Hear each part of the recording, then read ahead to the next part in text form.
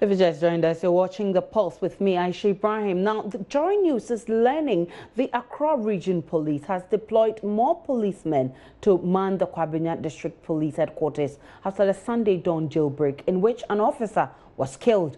There were reports only one of the 6 policemen on the duty at the time of the incident was armed. This has revived widespread concern of the poor working conditions of the police service, leading to an assurance from the Interior Minister and the IGP that conditions will be improved. This was after they were summoned before Parliament over the issue. And so far, this is what we know about the issue. The capital Accra woke up on Sunday morning to the shocking shooting to the death of a police officer, Emmanuel Ashlevi, at the Kwabenya District Police Station in the Greater Accra region. That same day, the police in a swoop picked up a number of people for screening in the hope that they could rearrest the escapees as well as the members of the gang who shot and killed the officer. That was the first day of the incident, and after that, since then, residents have been living in fear. On day 2, that's on Monday, a day after the raid and the killing, a police officer told JoyNews the slain officer was hiding in his vehicle when he was hit. Now, the vehicle had broken down. The wife of the late police officer narrated how the news was broken to her in a JoyNews interview. And then the policemen at the Kwabenya police station remained defiant, insisting they were not perturbed by the attack and the unfortunate killing of their supervisor. So security experts warned that attacks on the police will continue unless something drastic is done about police operations. Interesting events after this Kwabenya police shooting, and we understand that the IGP will be addressing the media on the very latest on this issue. So we'll be live there, but first on the phone is Albert Yelyang, who is the National Network Coordinator of the West Africa Network for Peace, Ghana, and he joins us on the phone. Good afternoon to you. Many thanks for your time, Mr. Yelyang. Good afternoon, and good afternoon to your listeners. So it's been 4 days and nothing on this escapees. Should we be worried? Yes, we should be worried in the sense that these are people who were in there for various reasons. And we are not sure what they are out there at the moment to do, or what they are doing, or what they are planning.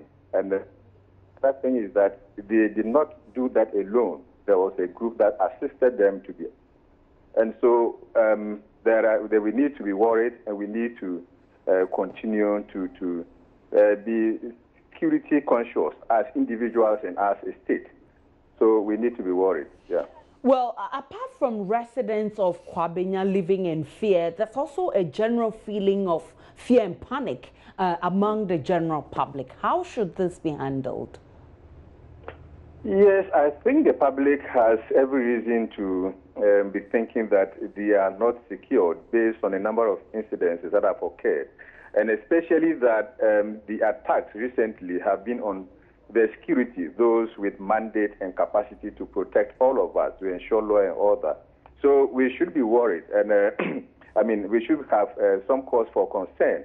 And I think that going forward, if some of these things are beginning to happen or are happening, then we need to really look at our security arrangement. What is it that we are doing or not doing right, such that these kinds of things are happening? And that is where I think that the security agencies, the police, for instance, need to engage, increase their engagement with the various communities. And that's where the community policing is very important, because when you have such an arrangement, it's very possible for the public, to just give information without thinking that they will be interrogated. For instance, OneF's early warning mechanism enables people to report without being interrogated, and then we relay the information to the security, which has the mandate and capacity to do further checks and can question people without fear or favor. So we need to re-invoke such arrangements so that our ears are on the ground, our eyes are on the ground, because definitely these people are they live with society. They are not somewhere, they are within the communities. And so it shouldn't just be only the people or residents of Kwabenya who should be worried, but at the moment we don't know where really they are. So other communities, even though they are not really proximate to this escape, should also be worried. Well, and apart from that, there has been concerns about how our police posts, for instance, has been managed over the years. And of course, if you look at the day of the incident, there were only 2 policemen at post, and also they did not have any arm around. Of course, we also know that we still don't have information about the 7th person escapee. All of these are things that Ghanaians are worried about. And how does all of these also come across to you at where you sit? I think that obviously, if you look at the security arrangement, very often, I don't know whether we do risk assessment of the arrangement, and then what we should do, should there be any fallout of the arrangement. Because you would understand that such people inside there, would need a higher level of capacity to overcome them should there be any attempt to support them or to help them escape.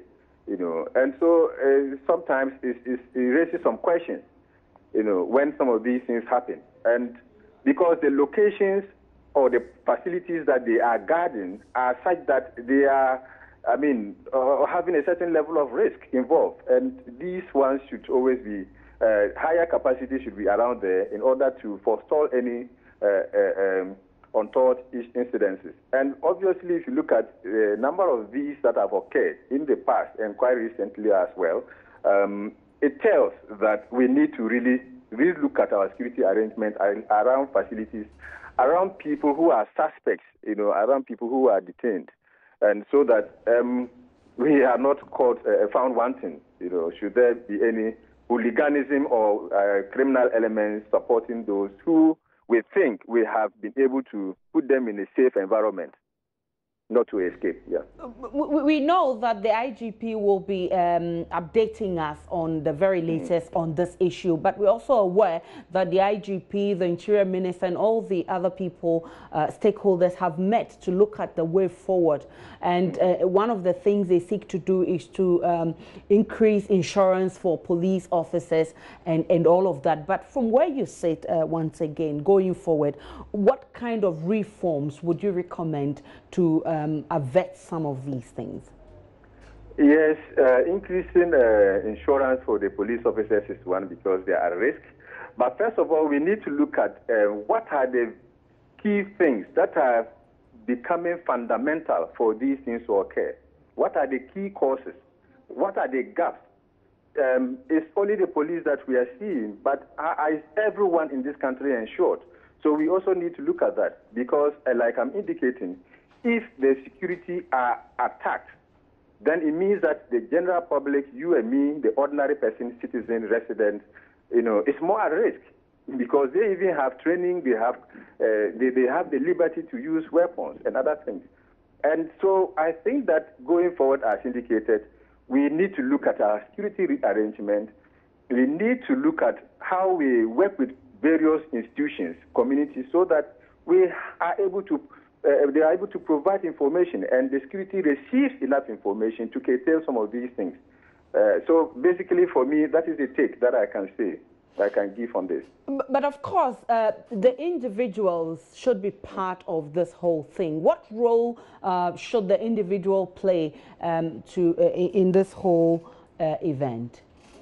I think that the individual should see security as a personal kind of thing, and also as a state. They should feel that they are part of all the security arrangements in the country, and so should be patriotic enough to, inform the various agencies should they suspect anything untoward or any behavior of any individual within their various communities. Because the police, of course, cannot be everywhere. The intelligence agencies cannot be everywhere to be able to take all the signals and then be able and respond as expected. So we as individuals, we need to see that security is for all of us, and that we are expected to play roles to ensure that all of us are safe, and those who have been mandated to ensure security, law and order are also safe. Well, many thanks to you, Albert Yelyang. We truly appreciate your time on The Pulse. Albert Yelyang is the National Network Coordinator of WANEP. Meanwhile, Member of Parliament for the area, Joa Safo, has been responding to some of the security concerns. My heart pours out to the family of the deceased policeman. And from here, I'm going to visit the deceased family, especially the widow, to console and console her and the family as well, because he was doing a service to this country. But security in this area, obviously, the inhabitants will be very, very scared and skeptical about whether or not they are safe. The Interior Minister yesterday and the IGP appeared before the Interior and Defense Committee in Parliament. A few questionings went on and how this issue would be solved. But as we know, with parliamentary work, when the committee is done, it will come out with a report on the floor of Parliament as to how the meeting went. I know that it is part of our oversight functions as members of Parliament, and it is a step in the right direction. But I want to calm all nerves in the constituency.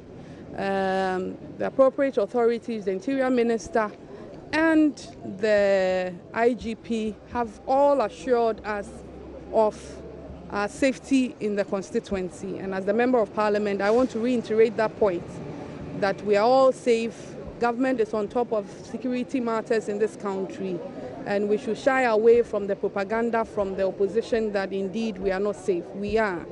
I want to take this opportunity to let the people of Kwabenya know that His Excellency the President, in the last budget, it was captured in there. And we are far advanced with the procurement procedures for the President to catch sword for a project in this constituency. It is a 504 police flats. It is going to provide accommodation for the police, 405 flats for the police service. And it is going to be here in Kwabenya. The atomic lands, atomic energy have provided land for that project, and it's a PPP project. It's a private-public partnership. And in that project, there is going to be a modern police station within that, a training center for the police, a park for them to train. They would have gymnastic centers in there as well. It is a very, very big project, and very soon His Excellency will cast sword for that project. Well, we're expecting to hear more, get an update from the IGP, who will be addressing the press in a short while on the very latest on the Kwabenya incident and more, and what the police service is doing to bring safety back to the country. Trust us, we'll be there live and bring you all you need to know on that.